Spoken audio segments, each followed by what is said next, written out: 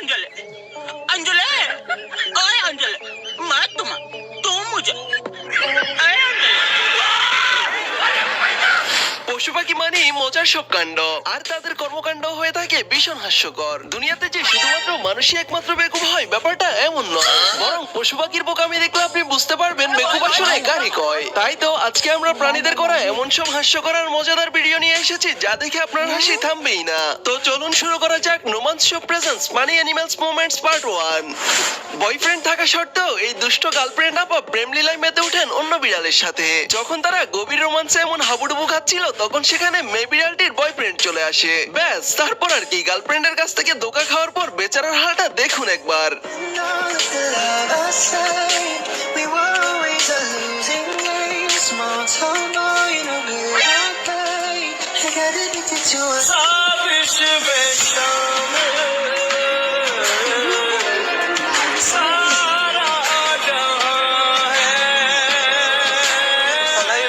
खत्म नहीं होता बे।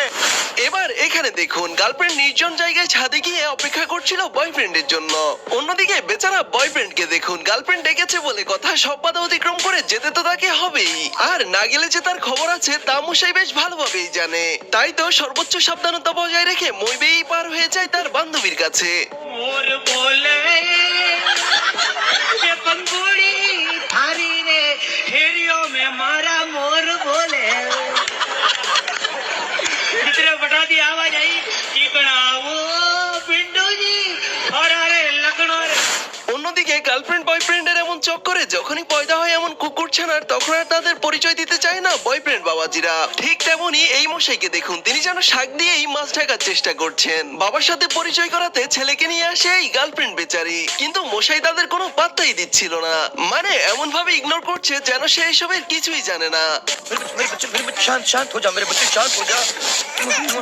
इतनी तकलीफ मत ले मुझे।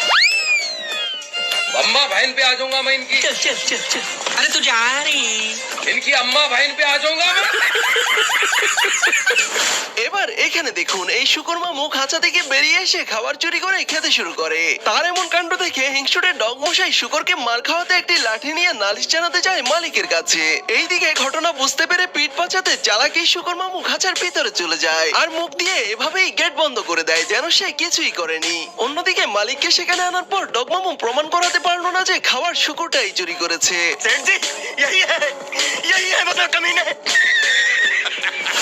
কারণ ছাড়া কোনো প্রাণীর পেছনে লাগার ফল বেশ মারাত্মক হতে পারে, আর তা যদি হয় ষাঁড় তাহলে তো কোনো কথাই নেই। এখানে এই লোকটি ষাঁড়ের পিছনে লেগে তাকে রাগিয়ে তুলে, তাই তাকে উচিত শিক্ষা দিতে ষাঁড়টি সেখানে দাঁড়িয়েই অপেক্ষা করতে থাকে। दादागिरी करेगा मेरे साथ, दादागिरी करेगा, तेरी दादागिरी निकाल दूंगा मैं। उधर उधर नीचे उधर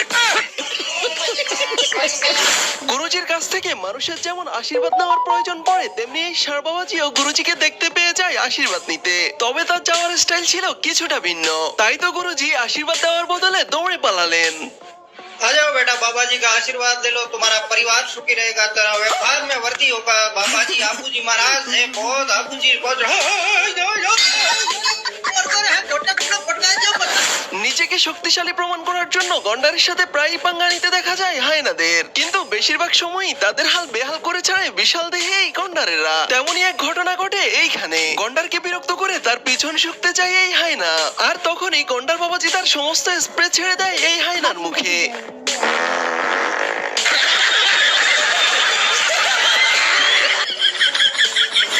কাকের সাথে কুকুরের শত্রুতা বেশ পুরনো। আসলে কুকুরের খোলা পেছন দিক মোটেও সহ্য হয় না এই কাকেদের, তাই তো যেখানেই কুকুর সেখানেই তাদের পিছনে গুঁতো দেওয়ার জন্য রেডি থাকে এই কাকেরা। তবে এই বুদ্ধিমান কুকুরের পেছন বাঁচানোর টেকনিকটা বেশ কাজে দিয়েছিল।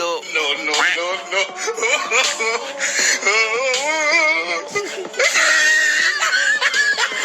ব্যায়াম করে ফিটনেস ঠিক রাখার জন্য সকাল সকাল অনেকেই জিম সেন্টারে যায়, কিন্তু এই বালক মশাইকে দেখুন, মনে হয় বান্ধবীর কথা শুনে সেও তার ফিটনেসের উপর ব্যাপক গুরুত্ব দিয়েছে।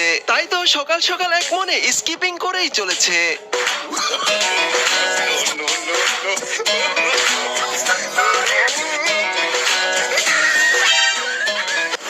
এবার এই দিদিমণি মণিকে দেখুন, নেচে নেচে সে বাদর ভাই সাহেবকে কলা খাওয়াচ্ছিল আর নাচের তালে তালে গান গেয়েও শোনাচ্ছিল এই বাদর ভাই সাহেবকে। তবে এই বেচারা বাদর মশাই বুঝতেই পারছিল না এই দিদি আসলে চাইছেটা কি। কিন্তু এক পর্যায়ে দিদির এমন কাণ্ড দেখে খাওয়ার হাতে নিয়ে মানে মানে কেটে পড়াটাকেই ভালো মনে করে সে। আমি জানো কি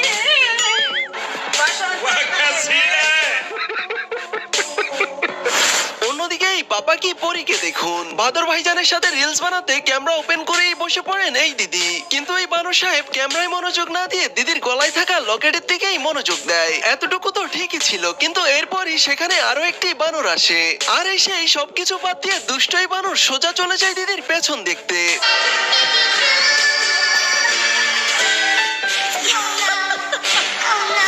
এই দুটি কুকুর রুটি ভাগাভাগি নিয়ে ভীষণ ঝগড়া শুরু করে দেয়। তখন তাদের মালিক সেখানে এসে কাঁচি দিয়ে কেটে ঝগড়ার সমাধান করে দিলেও এই বেচারার তা একদমই পছন্দ হয়নি। তাই তো সে গলায় দড়ি নিয়ে মালিককে বুঝিয়ে দেয় তার সাথে সবটাই 2 নম্বরই হয়েছে। ये भगवान क्या जुल्म है। যুগের সাথে তাল মিলিয়ে মেয়ে পটানোতে পিছিয়ে নেই কুকুররাও, বরং তারা একটা এগিয়ে আছে। মানে ভালোবাসা পেতে কার না মন চায়। যেমন এই মশাই দিদির ছোঁয়া পেতেই সব রকম ন্যাকামো আর আদিক্ষেতা একসাথে জেগে ওঠে তার।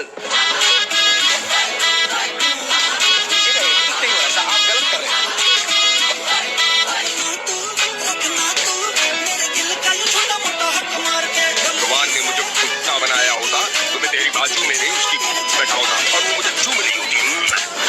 ইঁদুর বিড়ালের শত্রুতার কথা তো আমরা সবাই জানি।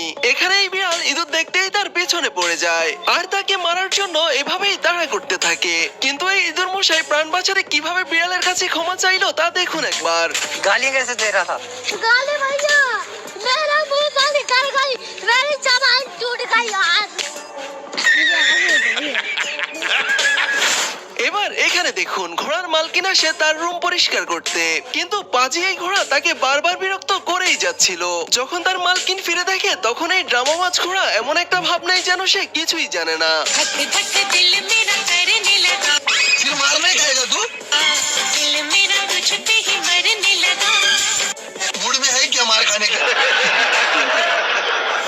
ভারতের একটি রাজ্যে প্রাকৃতিক পরিবেশে জন্মদিনের কেক নিয়ে জন্মদিন উদযাপন করতে আসেন এই ভাইজান। মানে কিছুটা ভিন্নভাবে উদযাপন করতে চাইছিলেন নিজের জন্মদিন, তবে তা যে এতটা ভিন্ন হয়ে যাবে তা হয়তো তিনি নিজেও ভাবেননি। জন্মদিনে তার কেক কাটা হলেও খাওয়ার হলো না, নিয়ে গেল চোরে, না মানে বাঁদর মশায়ে।